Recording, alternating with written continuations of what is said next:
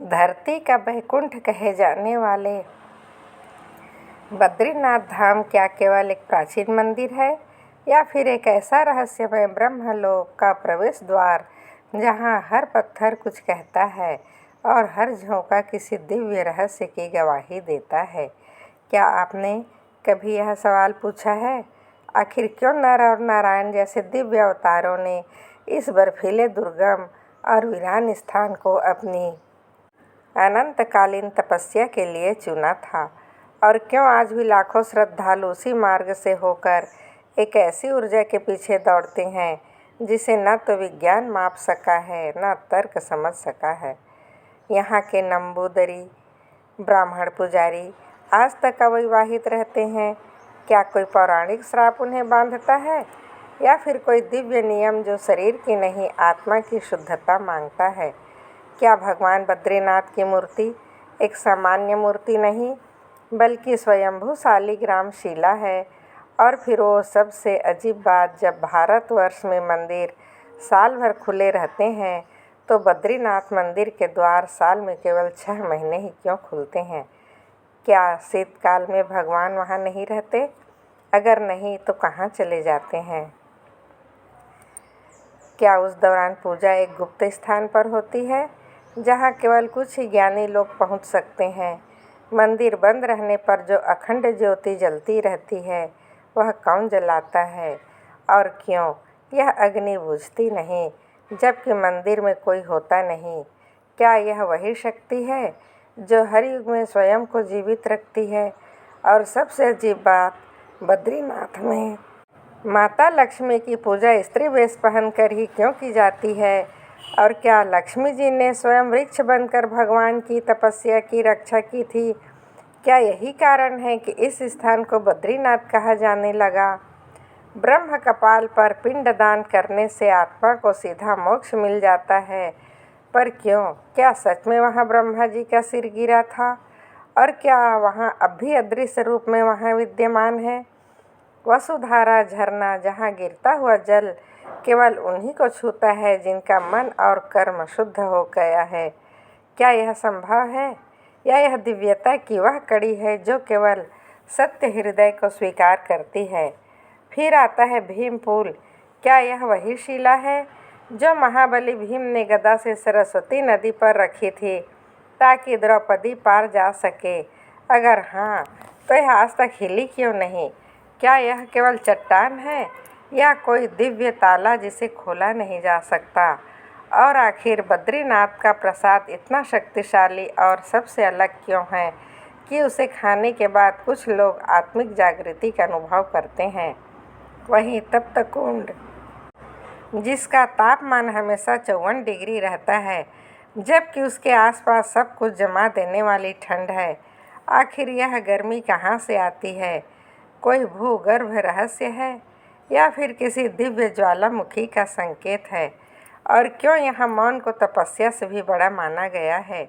क्या यहाँ चुप रहने से साधक सीधे उस ऊर्जा शक्ति से जुड़ता है जो शब्दों से परे है? क्या नर और नारायण पर्वत वास्तव में धीरे धीरे एक दूसरे की ओर खिसक रहे हैं? और क्या वह दिन दूर नहीं जब दोनों पर्वत मिलकर बद्रीनाथ की मार्ग सदा के लिए बंद कर देंगे? और क्या आपने कभी सोचा है, बद्रीनाथ धाम में कुत्ते कभी क्यों नहीं भौंकते? आखिर ऐसा कौन सा रहस्य है कि बद्रीनाथ में बादल तो बरसते हैं पर कभी गरजते नहीं? क्यों बिजली चमकती है मगर कड़कती नहीं? क्या यह सब महज संयोग है या कोई दिव्य संकेत? क्यों बद्रीनाथ मंदिर में शंख नहीं बजाया जाता जबकि पूरे भारत में इसे पवित्र माना जाता है? क्या वाकई जोशी मठ में भगवान नरसिंह की मूर्ति का हाथ धीरे धीरे गायब हो रहा है? और अगर हाँ, तो उस दिन क्या होगा जब यह हाथ सुई जितना पतला होकर अलग हो जाएगा? आखिर बद्रीनाथ और कलयुग के अंत का क्या कनेक्शन है? इन सभी रहस्यों को चौंका देने वाले तथ्यों को जानने के लिए इस वीडियो को अंत तक ज़रूर देखें, क्योंकि आज हम आपको बद्रीनाथ धाम के उन रहस्यों से परिचित कराने जा रहे हैं जिन्हें जानकर आपकी सोच पूरी तरह बदल जाएगी। तो बद्रीनाथ धाम के रहस्यों को जानने से पहले बद्रीनाथ धाम की उत्पत्ति को समझना होगा। बद्रीनाथ धाम केवल एक मंदिर नहीं बल्कि सनातन धर्म की जीवंत धरोहर है, जिसकी स्थापना से लेकर उसके गूढ़ रहस्यों तक हर पहलू में एक दिव्य शक्ति समाहित है। यह स्थान पहले भगवान शिव का निवास था।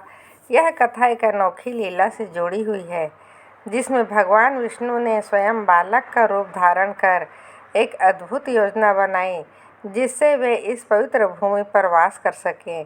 कहा जाता है कि हजारों वर्ष पूर्व जब धरती पर देवताओं का वास था, तब हिमालय की गोद में बसे इस दिव्य स्थान पर भगवान शिव और माता पार्वती अपने परिवार सहित निवास करते थे। उनकी उपस्थिति से यह भूमि और भी पवित्र हो गई थी। चारों ओर दिव्यता की छटा बिखरी हुई थी।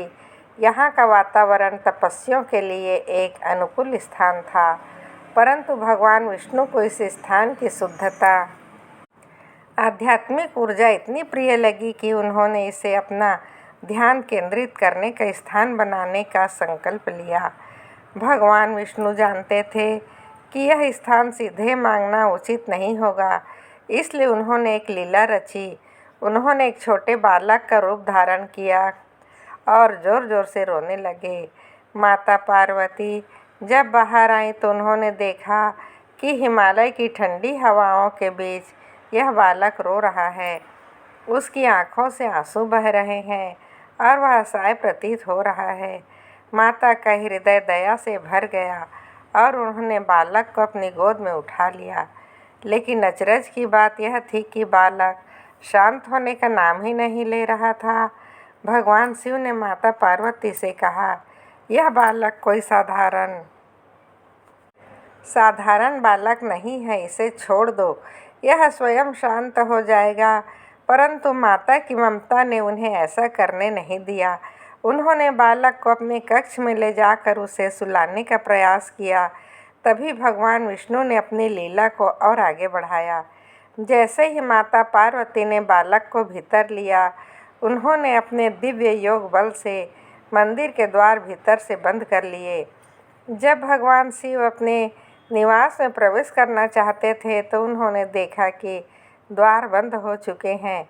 भगवान शिव ने कई प्रयास किए परंतु द्वार नहीं खुले।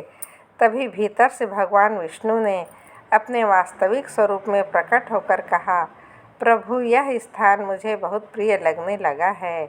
मैं यहाँ रहकर तपस्या करना चाहता हूँ और अपने भक्तों को दर्शन देना चाहता हूँ। आप मेरी इस विनती को स्वीकार करें और कृपया केदारनाथ में वास करें। भगवान शिव, जो सदा ही अपने भक्तों और अन्य देवों की इच्छाओं का मान रखते हैं, उन्होंने मुस्कुराकर इस निवेदन को स्वीकार कर लिया। वे इस स्थान को छोड़कर केदारनाथ चले गए और भगवान विष्णु ने वहां अपना निवास बना लिया। यही कारण है कि बद्रीनाथ और केदारनाथ दोनों धामों का अत्यधिक आध्यात्मिक महत्व है। तब से लेकर आज तक भगवान शिव आज भी केदारनाथ में स्थित हैं और भगवान विष्णु बद्रीनाथ में अपने भक्तों को दर्शन देते हैं। यही कारण है कि बद्रीनाथ धाम को इतने प्रतिष्ठित रूप से सबसे पवित्र स्थान के रूप में माना जाता है। लेकिन समय के साथ प्राकृतिक आपदाओं और विभिन्न आक्रमणों के कारण यह स्थल क्षतिग्रस्त हो गया। फिर 8वीं शताब्दी में आदि गुरु शंकराचार्य ने इस मंदिर का पुनः उद्धार किया। ऐसा कहा जाता है कि उन्हें स्वप्न में भगवान विष्णु ने दर्शन दिए थे, जिसमें उन्हें अलकनंदा नदी के समीप एक शालिग्राम शिला के रूप में भगवान की मूर्ति प्राप्त करने का संकेत मिला। आदि शंकराचार्य ने उस स्थान पर जाकर मूर्ति को प्राप्त किया और इसे विधिवत रूप से स्थापित किया, जिसके बाद बद्रीनाथ धाम पुनः सनातन धर्म में एक प्रमुख तीर्थ स्थल के रूप में विख्यात हो गया। बद्रीनाथ धाम के बारे में यह भी कहा जाता है कि वहाँ स्वयं भगवान नारायण योग ध्यान में लीन रहते हैं, इसलिए यह स्थान तपस्वियों और साधकों के लिए अत्यंत महत्वपूर्ण माना जाता है। यहाँ आने वाले भक्तों को यह अनुभव होता है कि वे किसी दिव्य ऊर्जा के संपर्क में आ रहे हैं, क्योंकि यह स्थान मात्र एक मंदिर नहीं बल्कि आध्यात्मिक उन्नति का एक द्वार है। हिमालय की चोटियों से घिरा यह मंदिर अपने आप में एक चमत्कार है, जहाँ प्रकृति और अध्यात्म का अद्भुत संगम देखने को मिलता है। बद्रीनाथ धाम की महिमा केवल पौराणिक कथाओं तक सीमित नहीं है, बल्कि यह स्थान प्राकृतिक रूप से भी अत्यंत अद्भुत है। चारों ओर बर्फ की चोटियों से घिरा हुआ मंदिर के समीप बहने वाली अलकनंदा नदी इसकी दिव्यता को और बढ़ा देती है। कहते हैं कि यह वही स्थान है जहाँ स्वयं नारद मुनि ने भगवान विष्णु की आराधना की थी और उन्हें दर्शन प्राप्त हुए थे। इतिहास, अध्यात्म और प्रकृति के इस अद्भुत संगम से भरा बद्रीनाथ धाम सनातन संस्कृति की अमूल्य धरोहर है, जहाँ हर वर्ष लाखों श्रद्धालु भगवान विष्णु के दर्शन के लिए आते हैं। यह धाम केवल एक यात्रा स्थल नहीं बल्कि आत्मिक शांति और ईश्वर की उपस्थिति का एक जीवंत अनुभव है, जो भक्तों को जीवन के गूढ़ रहस्यों की अनुभूति कराता है और उन्हें आध्यात्मिक उन्नति के मार्ग पर अग्रसर करता है। बद्रीनाथ धाम से जुड़े कई रहस्य और चमत्कार भी हैं, जिनमें सबसे बड़ा रहस्य शंख बजाने की मनाही है। हालांकि यह स्थान विष्णु का निवास है, फिर भी यहाँ शंख नहीं बजाया जाता। इसके पीछे एक दिलचस्प पौराणिक कथा है, पर उसे जानने से पहले आइए अन्य रहस्यों को जानते हैं। बद्रीनाथ मंदिर में मौजूद मूर्ति से जुड़ा रहस्य। बद्रीनाथ मंदिर में भगवान विष्णु की मूर्ति की पूजा की जाती है। यह मूर्ति 1 मीटर लंबी है, जिसे शालिग्राम से निर्मित किया गया है और इसके बारे में मान्यता है इसे आदि गुरु शंकराचार्य जी ने 7वीं शताब्दी में अलकनंदा नदी से निकालकर स्थापित किया था और यह मूर्ति भगवान विष्णु की स्वयं प्रकट हुई प्रतिमा में से एक मानी जाती है। बद्रीनाथ धाम के कपाट 6 महीने के लिए क्यों बंद कर दिए जाते हैं? इसका प्रमुख कारण इस क्षेत्र का भौगोलिक और मौसम से जुड़ा स्वभाव है। उत्तराखंड के चमोली जिले में स्थित बद्रीनाथ धाम अत्यधिक ऊंचाई पर स्थित है, जहां अक्टूबर-नवंबर से लेकर अप्रैल-मई तक भारी बर्फबारी होती है। इस दौरान पूरा क्षेत्र बर्फ की मोटी चादर से ढक जाता है, जिससे यहां आवागमन असंभव हो जाता है। भीषण ठंड और प्रतिकूल परिस्थितियों को देखते हुए मंदिर प्रशासन और शास्त्रों के निर्देशानुसार हर वर्ष इस अवधि में कपाट बंद कर दिए जाते हैं, ताकि मंदिर की पवित्रता और धार्मिक गतिविधियां बिना किसी विघ्न के सुचारू रूप से संचालित हो सके। बद्रीनाथ मंदिर के कपाट बंद होने के बाद भी भगवान बद्री विशाल की पूजा निरंतर जारी रहती है। इस दौरान उनकी पूजा और अनुष्ठान जोशीमठ स्थित भगवान नरसिंह मंदिर में स्थापित बद्री विशाल की उत्सव मूर्ति के रूप में संपन्न किए जाते हैं। यह प्रक्रिया हजारों वर्षों से चली आ रही है। धार्मिक एवं आध्यात्मिक महत्व अत्यंत गहरा है। जब मंदिर के कपाट फिर से खुलते हैं तो पहले वहां दीप जलता हुआ पाया जाता है, जिसे माना जाता है देवताओं ने स्वयं वहां स्थापित किया था और 6 महीने तक पूजा का कार्य स्वर्गलोक में संपन्न हुआ था।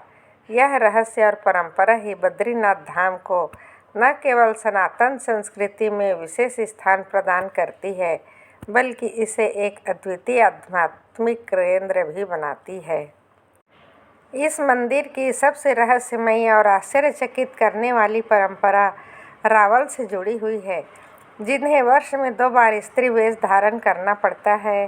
यह परंपरा अपने आप में गहरी आस्था और आध्यात्मिक रहस्यों को समेटे हुए है। बद्रीनाथ धाम में भगवान विष्णु अपने नर नारायण स्वरूप में विराजमान हैं और इस मंदिर में माता लक्ष्मी की पूजा अनिवार्य मानी जाती है। मंदिर के धार्मिक परंपराओं के अनुसार जब विजयदशमी के आसपास मंदिर के कपाट बंद किए जाते हैं, तब लक्ष्मी जी के विग्रह को मंदिर के गर्भगृह में प्रतिष्ठित किया जाता है। वसंत पंचमी के समय विशेष मुहूर्त देखकर कपाट खोलने की तिथि तय की जाती है।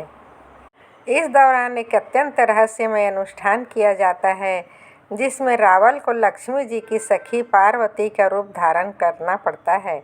हिंदू परंपराओं के अनुसार पुरुषों को किसी भी पर स्त्री को स्पर्श करने की अनुमति नहीं होती, इसलिए इस अनुष्ठान के समय रावल को पूर्ण रूप से स्त्री वेशभूषा में सुसज्जित होकर लक्ष्मी जी के विग्रह को मंदिर में लाने की परंपरा निभानी होती है। यह परंपरा मंदिर की आध्यात्मिक ऊर्जा को और भी रहस्यमयी बना देती है। बद्रीनाथ मंदिर की यह विशिष्ट परंपरा इसे केवल एक तीर्थ स्थल तक सीमित नहीं रखती, बल्कि इसे रहस्य, चमत्कार और आस्था का एक ऐसा केंद्र बनाती है जहां हर भक्त को ईश्वर की दिव्य उपस्थिति का एहसास होता है। बद्रीनाथ धाम का ब्रह्म कपाल क्षेत्र एक अत्यंत पवित्र और रहस्यमय स्थान माना जाता है, जहां पिंडदान की परंपरा का विशेष महत्व है।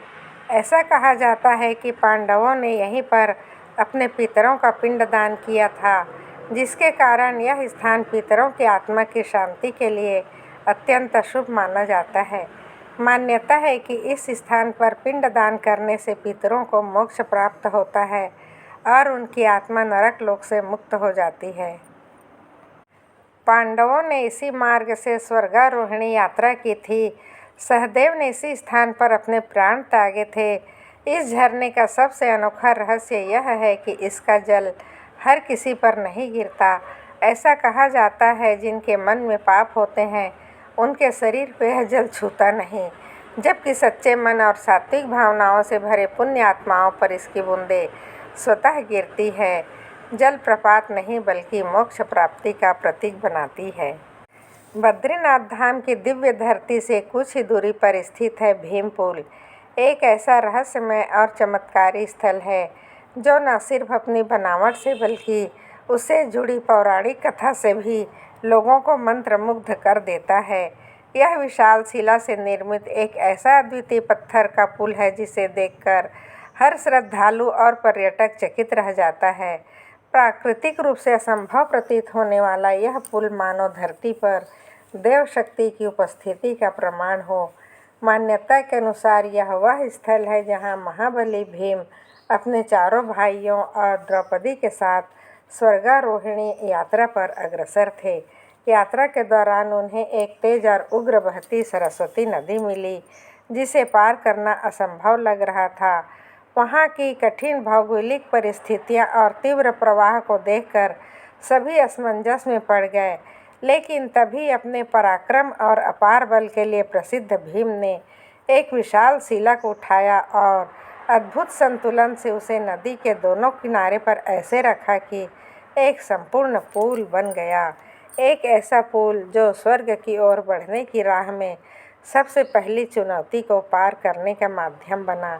इस भीम पुल पर आज भी वह अद्भुत निशानी मौजूद है जो इस कथाओं को और सजीव बना देती है। भीम के 5 अंगुलियों के चिन्ह जो स्पष्ट रूप से शिला पर उकेरे हैं। इन चिन्हों को देखकर यह प्रतीत होता है कि यह शिला केवल पत्थर का टुकड़ा नहीं बल्कि इतिहास का जीवंत दस्तावेज है। यहाँ मिलने वाला प्रसाद भी अपनी अनोखी परंपरा और आध्यात्मिक रहस्य के कारण श्रद्धालुओं के बीच एक विशेष स्थान रखता है। यहाँ भक्तों को जो प्रसाद दिया जाता है वह किसी मिठाई या फल का नहीं बल्कि तुलसी का होता है, एक ऐसा प्रसाद जो अपने आप में गूढ़ आध्यात्मिक अर्थ और गहरी श्रद्धा समेटे हुए है। अन्य तीर्थ स्थलों की तरह यहाँ भोग या परंपरागत मिठाई नहीं दी जाती, बल्कि बद्रीनाथ धाम में विशेष रूप से तुलसी को ही प्रसाद स्वरूप अर्पित किया जाता है। इसका कारण सिर्फ धार्मिक नियम नहीं बल्कि उस पवित्र भूमि की आत्मा से जुड़ा हुआ है। तुलसी को भगवान विष्णु की प्रिय मानी जाती है और बद्रीनाथ जो स्वयं विष्णु के बद्री रूप में विराजमान है कि मंदिर में यही तुलसी सबसे पवित्र और पूज्य प्रसाद बन जाती है। यह कोई साधारण तुलसी नहीं होती है। ऐसी मान्यता है कि बद्रीनाथ और उसके आसपास के क्षेत्रों में यह विशेष प्रकार की तुलसी स्वाभाविक रूप से उगती है। ठंडी कठोर जलवायु में पनपने वाली यह तुलसी अपनी दिव्य सुगंध और ऊर्जा के लिए जानी जाती है। पौराणिक मान्यता बताती है कि यह स्थान सूर्यदेव की तप की भूमि है। जब उन्हें भक्षी की हत्या का पाप लगा तब भगवान नारायण ने उन्हें इस कुंड में तपस्या करने का निर्देश दिया। सूर्यदेव ने यहाँ कठोर तप किया, तभी से यह स्थल पवित्र और चमत्कारी बन गया। इस कुंड को सूर्यदेव की तपस्या की ज्वाला का प्रतीक माना जाता है, जिसमें आज भी वह ऊर्जा समाई हुई है। इस कुंड का अनोखा रहस्य यह है कि जब इसका जल बाहर से छूते हैं तो अत्यधिक गर्म लगता है, लेकिन जैसे ही कोई श्रद्धालु उसमें स्नान करता है, यह जल शरीर के अनुकूल तापमान में परिवर्तित हो जाता है ना अधिक गर्म ना अधिक ठंडा, एकदम संतुलित। ऐसा लगता है जैसे यह जल हर व्यक्ति की स्थिति और श्रद्धा के अनुसार स्वयं को ढाल लेता है। तब तक कुंड में स्नान को केवल धार्मिक परंपरा नहीं बल्कि आध्यात्मिक शुद्धि का माध्यम माना जाता है। यहाँ कभी कुत्ते भौंकते नहीं, न ही बिजली कड़कती है, न ही बादल गरजते हैं। यह कोई संयोग नहीं बल्कि स्वयं प्रकृति का मौन प्रणाम है इस दिव्य साधना के प्रति जो भगवान विष्णु इस धाम में कर रहे हैं। ऐसा माना जाता है कि बद्रीनाथ में भगवान श्रीमन्नारायण ध्यान मुद्रा में विराजमान हैं और उनकी इस गहन तपस्या को कोई विघ्न न पहुँचाए, इसलिए संपूर्ण प्रकृति भी एक मौन साधक बनकर उनके ध्यान की रक्षा करती है। बहुत समय पहले की बात है, जब भगवान विष्णु इस पावन स्थल पर गहन ध्यान योग में लीन थे। उनका ध्यान इतना गहरा और स्थिर था कि उन्हें अपने शरीर, प्रकृति या वातावरण का कोई भान नहीं रहा। बर्फ की मोटी परतों ने न केवल इस पवित्र भूमि को ढक लिया बल्कि स्वयं भगवान विष्णु और उनकी तपस्थल भी हिम में दब गया। यह दृश्य देख माता लक्ष्मी अत्यंत व्याकुल हो उठीं।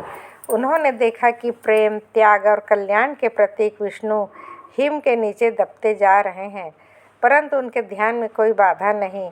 तभी देवी लक्ष्मी ने स्वयं को त्यागते हुए अपने पति की रक्षा के लिए एक बद्री वृक्ष, एक जंगली बेर के वृक्ष का रूप धारण कर लिया। उन्होंने यह रूप इसलिए लिया ताकि हिम वर्षा और धूप की मार भगवान विष्णु तक न पहुंच सके। अब वे उस वृक्ष के रूप में अडिग और स्थिर खड़ी रहीं, युगों तक बिना हिले, बिना थके। वर्ष बीत गए। जब भगवान विष्णु का ध्यान पूर्ण हुआ तब उन्होंने चारों ओर देखा और देखा कि उनकी रक्षा के लिए माता लक्ष्मी हिम से ढकी हुई है, उस बद्री वृक्ष के रूप में जिसने उन्होंने वर्षों तक अपनी छांव में सुरक्षित रखा। इस भावपूर्ण दृश्य को देख भगवान विष्णु का हृदय प्रेम और कृतज्ञता से भर गया। उन्होंने माता लक्ष्मी से कहा, हे देवी, तुमने मेरी ही तरह कठिन तप किया है। जिस प्रकार मैं तपस्वी बना, उसी तरह तुमने प्रेम के तप में मुझे ढक रखा है। इसलिए आज से इस धाम में मेरी पूजा केवल मेरे रूप में नहीं बल्कि हम दोनों के समर्पण के रूप में की जाएगी। क्योंकि तुमने मेरी रक्षा बद्री वृक्ष के रूप में की है, इसलिए इस स्थान को अब बद्रीनाथ कहा जाएगा, अर्थात बद्री का स्वामी। तभी से यह पावन स्थल बद्रीनाथ कहलाया, एक ऐसा स्थान जहाँ त्याग और तप एक साथ पूजे जाते हैं। पुराणों के अनुसार जब धरती पर भूकंप, जल प्रलय और भीषण सूखा आएगा, जब गंगा भी अपना पवित्र प्रवाह छोड़ देगी, उसी काल में बद्रीनाथ और केदारनाथ धाम भी विलीन हो जाएंगे। यह केवल एक प्राकृतिक आपदा नहीं होगी, यह एक युग का अंत होगा। सबसे रहस्यमय भविष्यवाणी है, जिस दिन नर और नारायण पर्वत आपस में मिल जाएंगे, उसी दिन बद्रीनाथ धाम का मार्ग सदा के लिए बंद हो जाएगा। यह दोनों पर्वत जो नर नारायण की तपोभूमि रहे हैं, आज तक एक दूसरे से अलग खड़े हैं, परंतु जैसे जैसे समय बीत रहा है, ऐसा प्रतीत होता है मानो यह पर्वत एक दूसरे की ओर बढ़ रहे हैं। जोशीमठ मंदिर में नरसिंह भगवान की मूर्ति है, जिनका एक हाथ धीरे धीरे पतला होता जा रहा है। मान्यता है जिस दिन यह हाथ पूरी तरह लुप्त हो जाएगा, उस दिन बद्री और केदारनाथ धाम भी धीरे धीरे अंतर्ध्यान होना प्रारंभ कर देंगे। यह संकेत केवल मूर्तियों में, चट्टानों में या नदी के प्रवाह में नहीं, यह संकेत समय में छिपा है। यह एक दिव्य चक्र का भाग है जो कलयुग के अंत की ओर बढ़ रहा है। लेकिन सनातन धर्म में अंत भी एक नई शुरुआत होता है। जब वर्तमान बद्रीनाथ और केदारनाथ धाम लुप्त हो जाएंगे, तब भविष्य में एक नया तीर्थ प्रकट होगा, भविष्य बद्री। यह तीर्थ उन पुण्य आत्माओं के लिए होगा जो सत्य, धर्म और तप के मार्ग पर चलकर आगे की यात्रा करेंगे। पूजा पद्धति, परंपराएं और आचार संहिता भी निर्धारित। पूजा का उत्तरदायित्व इन परिवारों को सौंपा गया जिन्हें उन्होंने स्वयं चयनित किया था। केरल के नंबूदरी ब्राह्मण। यह नंबूदरी तपस्वी जीवन का पालन करते हैं और मंदिर के रावल मुख्य पुजारी बनते हैं। रावल आज भी केरल से नियुक्त होते हैं और वे अविवाहित रहते हैं, क्योंकि गृहस्थ धर्म से ऊपर उठकर उन्होंने संपूर्ण ब्रह्मचर्य और सेवा का व्रत लिया होता है। इतना ही नहीं, रावल के जीवन में अत्यंत कठोर नियम लागू होते हैं। उनके लिए स्त्री स्पर्श वर्जित माना गया है। न केवल सामाजिक दृष्टि से, बल्कि यह भी माना जाता है कि भगवान की सेवा में रत व्यक्ति को आध्यात्मिक शुद्धता और निर्लिप्तता बनाए रखनी चाहिए। बद्रीनाथ मंदिर परिसर में स्थित तुलसी भवन में एक बार माता लक्ष्मी साधना में लीन थी। वह तपस्या ऐसी थी कि हर ध्वनि, हर कंपन, हर व्यवधान उनकी साधना को भंग कर सकता था। ठीक उसी समय शंखचूर्ण नामक एक अत्याचारी दैत्य का अंत भगवान विष्णु ने किया। यह क्षण विजय था, शक्तिशाली था और परंपरा के अनुसार इसमें शंखनाद अवश्य होता, परंतु भगवान विष्णु ने शंख नहीं बजाया। उन्होंने यह जानते हुए कि शंखनाद की ध्वनि माता लक्ष्मी के गहन ध्यान को बाधित कर सकती है, उसे स्थगित कर दिया। यह निर्णय केवल युद्ध के बाद का मौन नहीं था, यह एक प्रेम, एक समर्पण और एक साधना के सम्मान की अमर गाथा बन गया। तभी से बद्रीनाथ धाम में शंख बजाना वर्जित हो गया है। यह सब बातें केवल बद्रीनाथ धाम को शेष तीर्थों से अलग बनाती हैं, बल्कि यह भी दर्शाती है कि जहाँ भक्ति है वहाँ अनुशासन और श्रद्धा का सर्वोच्च स्थान होता है। उम्मीद है आपको वीडियो के माध्यम से कई सवालों के जवाब मिल गए होंगे और बहुत कुछ नया जानने को मिला होगा। अगर आपको हमारी वीडियो अच्छी लगी हो तो वीडियो को लाइक करें और सब्सक्राइब कर दीजिए। आपका दिन शुभ हो, मंगलमय हो। आप सदा हंसते रहिए, मुस्कुराते रहिए। जय बद्रीनाथ धाम।